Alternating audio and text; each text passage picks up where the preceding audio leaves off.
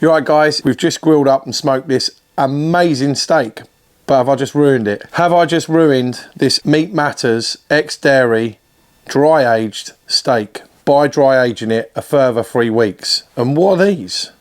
What is that? Watch the video and you'll find out. Let's go. So today we're going to be dry aging this exceptional piece of beef from Meat Matters. So Meat Matters are renowned within the UK for supplying ex-dairy beef, which is absolutely exceptional. Even Bradley Robinson from Chud's Barbecue was very impressed when David from Wilson's Barbecue showed him some of their beef. He was absolutely amazed by the fat, how it melted in your hand, just like when you get Wagyu, it melts in your hand, it starts rendering just at room temperature.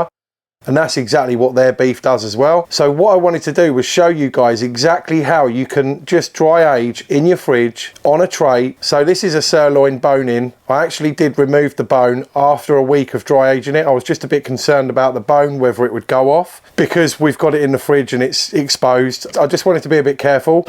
So comment down below if you think that was a wrong move or not to remove the bone. Let me know what you think. I know for sure there's going to be people watching this saying, why on earth have you dry aged an already dry aged, perfectly exceptional piece of beef? Why not? I like to have a play. If you don't muck around with stuff like this, you're never going to find out. So why do you dry age? Well, you dry age beef to help with the tenderizing of the meat. It breaks down more, it tenderizes more. You do get a loss. The longer you dry age, the more you lose. So you get more wastage. You get that pellicle on the outside, it gets thicker, shrinks more. You do lose a lot more the longer you go. So we've gone 3 weeks. It started to go quite hard. So I'm hoping that I haven't lost too much of this steak. It was quite a nice big thick steak. So basically what I did was I covered the steak with Tuffy Stone's umami rub and just put it in the fridge. That was it. It was as simple as that. Left it 3 weeks, kept checking it. And I've got to say, after about a week and a half, 2 weeks, it was absolutely smelling amazing, as in you could smell that rub. Then obviously the beef sealed itself off, formed a great pellicle, and then you couldn't smell anything. It was just literally, you opened the fridge, you couldn't smell a thing. As the days are going on, it's getting harder and harder to fill. So obviously the harder it gets, the more you're going to waste. So that's why I've gone for 3 weeks. We'll see how we did. Let's get into it. Let's slice it up and see how we did. Now there's a natural enzyme found in beef that actually carries on working after the actual beef's been slaughtered. The two main reasons for dry aging is, one, getting that absolute beefy flavour enhanced massively, and number two, it actually helps with tenderising of the meat. Right, so let's see how we did.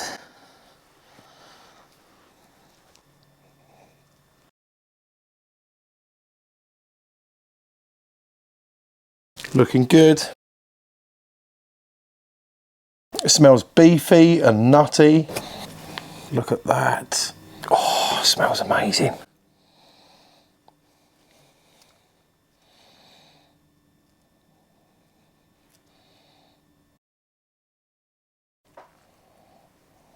That looks and smells absolutely amazing. So soft.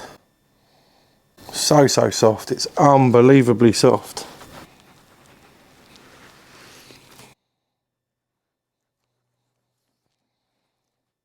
Try not to get too many sore marks in this. Now, I am actually going to leave the fat cap on because it smells amazing. It's going to be fine. Look at that for a nice bit of rendered down beef fat. You can actually see there at room temperature, it's still like butter. I cannot wait to grill this up. Yep, we definitely did all right there. This is going to be one truly tasty steak.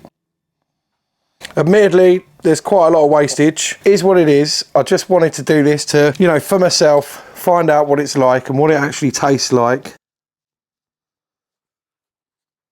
I'm going to be cooking this, grilling this over lumpwood charcoal. We're going to use Whitlam Flame. Whitlam Flame is my go-to for when I do treat cooks like this. But I've got to say, I mean, come on, look at that. Look at the marbling in that. It's unbelievable. There's no surprise Bradley Robinson was pretty chuffed with this meat. The quality is exceptional, I've got to say. Okay, so all I'm going to do is just give it a nice little dusting of this umami rub from Tuffy Stone. What's it going to taste like? We're about to find out. Let's go. I cannot wait.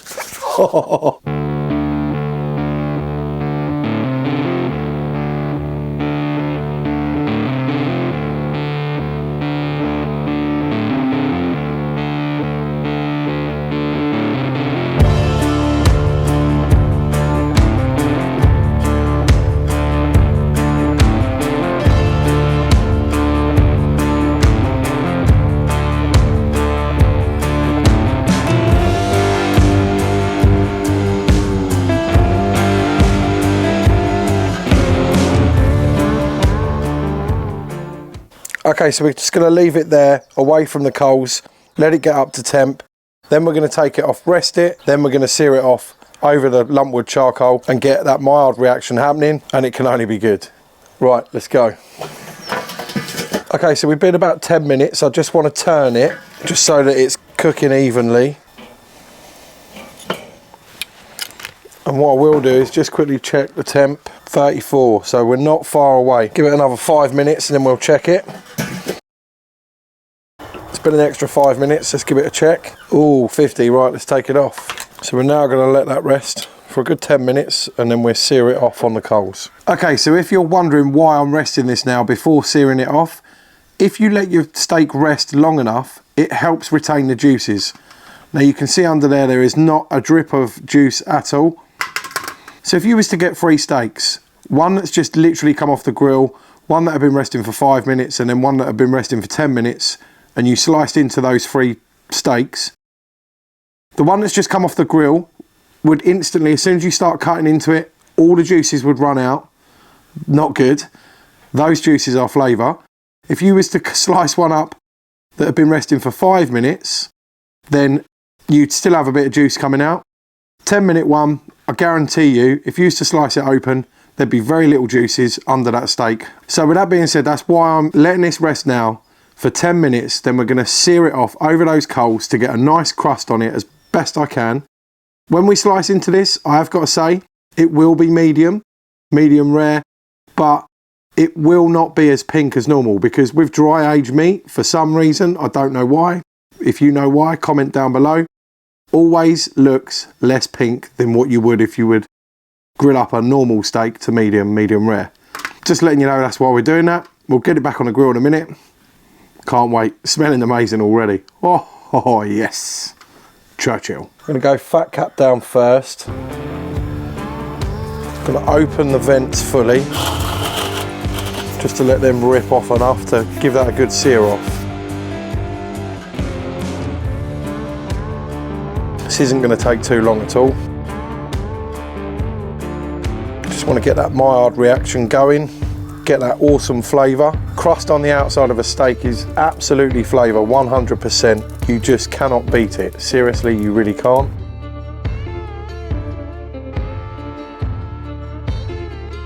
Going to be getting flare-ups, not as much as what you would do if it was ripping hot and the coals were closer. You'd get a lot more fat dripping down and it would literally flare up and flame up, and you don't really want that, to be fair.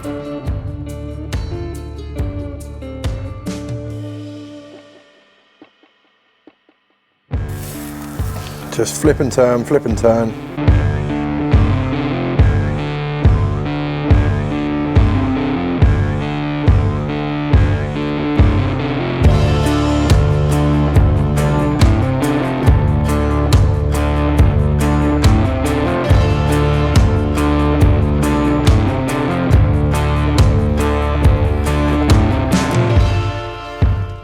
Now we're going to let that rest for a good 10 minutes and then we'll slice into it. I cannot wait. I cannot wait for this. So while that's resting, I have got a couple of slices that aren't that bad on the oxidisation, so I'm just going to grill them up. I don't want to waste nothing, me. Like little thin strips of beef bacon.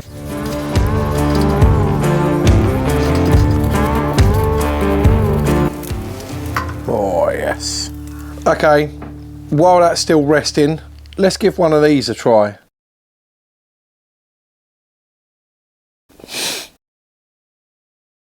Shut the front door. Seriously. The only way I can explain that is it does actually taste like beef bacon, like on another level. It's amazing, really genuinely is. Beefy, creamy. Glad I didn't throw that bit away, to be fair. I mean, there was a little bit of oxidising to it, but not a lot.